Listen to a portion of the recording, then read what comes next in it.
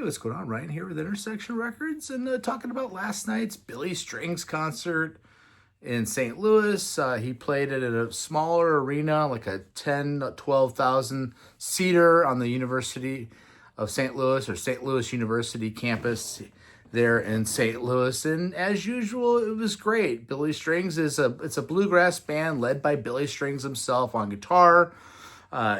He can make that guitar have some effects on it, some delay effects on it, some settings where it sounds like an electric. He has Billy Failing on banjo, Royal Massat on bass. I think that Royal Massat also does some sequencing and some keyboards, some Nord keyboard stuff that does allow for more jamming. There's no drummer. It's straight bluegrass. Alex Hargreaves on fiddle, and then the great Jared Walker on mandolin. It's a high energy show. There's great lights. This place was packed. The merch line for posters and hats and buttons and stickers and 30 different t-shirts is insane. Been to a lot of shows. He is merching out from the beginning of the show all the way through post-show. It's insane how much merch they're going through. I don't know all of his stuff. He does lots of covers of traditional bluegrass. He did some Osborne Brothers and some Stanley Brothers and Bill Monroe last night. We'll go through the set lists. A couple of his albums that really got me into him was the Renewal album. He played a couple songs off of that in The Morning Light, which is one of my favorite songs that he does. I love his new record, Highway Prayers. He did several songs off of that. I think 5 off the new one. His record Home is another favorite of mine. His most recent live album that I bought and reviewed. And by the way, I've reviewed Highway Prayers and I think the live album. I'll put those in the description below. Went with my buddy Kurt last night, and it was a good time. Pretty much sold out, felt like. We were on the aisle, and quite a show. Opened up with Red Daisy, which is off of the Renewal record. Again, lots of covers, and the second song was a traditional song called Train 45, and I think he brought up St. Louis and Train 45 instead of... or maybe it was Ruby, Are You Mad, which was the Osborne Brothers. One of them he brought up St. Louis. I think it's normally Cincinnati, but he brought up, leaving out of St. Louis, which was cool. Got the crowd going. This crowd's buzzing. There was no chairs on the floor. Everybody's standing. People are dancing and moving. The guy behind me knew every word of every song. And, I love jam band music. I'm a huge Widespread Panic fan and Fish fan and all that music. I don't know everything inside and out with Billy yet, but certainly seeing these shows now just makes you want to get more and more into some of this other stuff. He did In the Morning Light, like I said before, another song off the new album, Gone a Long Time, which I love. Another one off the new album, Stratosphere Blues, and then into I Believe in You. And at this point in the show, he's starting to use some of his effects. So it's starting off with traditional bluegrass. Then he's starting to get into some delay pedal where he can solo over himself and loop himself. I don't know if it's an actual looping or if it's just a long enough delay where he can go over himself. And the band is so tight. I was noticing at times Hargreaves on the fiddle was extending long high notes that would bleed into the high notes he was playing on the guitar and just perfectly accompanying. Everybody is taking turns soloing, from Jared Walker on the mandolin to Failings on the banjo. Everybody's getting their turn, but when it's time for Billy to turn it on, it feels like he reaches another level of being able to jam. They did 2 John Hartford songs. Who is John Hartford? He's a St. Louisan. He went to John Burroughs High School. He went to Wash U. He was born in 1937, and he is a very famous bluegrass guy. sang songs about the lore of the Mississippi River and about the region that we live in here. So we have a rich bluegrass culture here in the state of Missouri. And it was cool that Billy recognized that. He plays Hartford songs anyway, but he gave us two of them. He gave us that and and a song called Today. He then did Wargasm, which I believe is off the new album. Wargasm is it off the new album?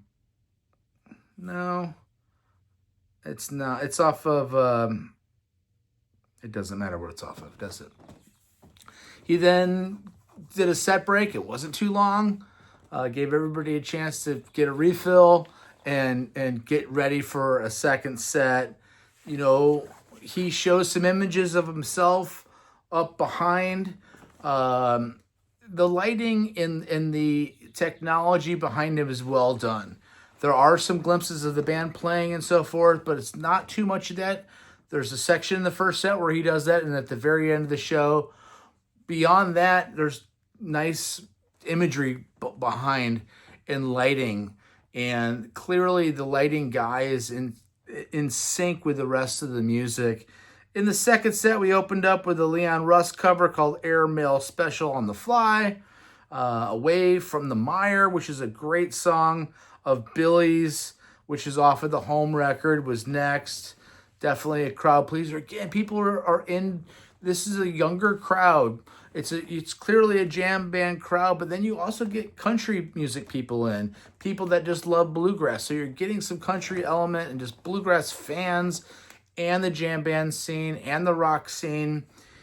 It's a young crowd, but there's also old people there. Looked like there was people even in high school, certainly in college. They did an Emmett Nurshik band cover, New Country Blues next, Drew Emmett from Leftover Salmon, and then Bill Nurshie from String Cheese Incident, which I saw a couple weeks ago. Check out that review. By the way, check out my channel. We talk about great music and only great music every single day here. We review albums, we rank discographies, we do concert reviews, we just talk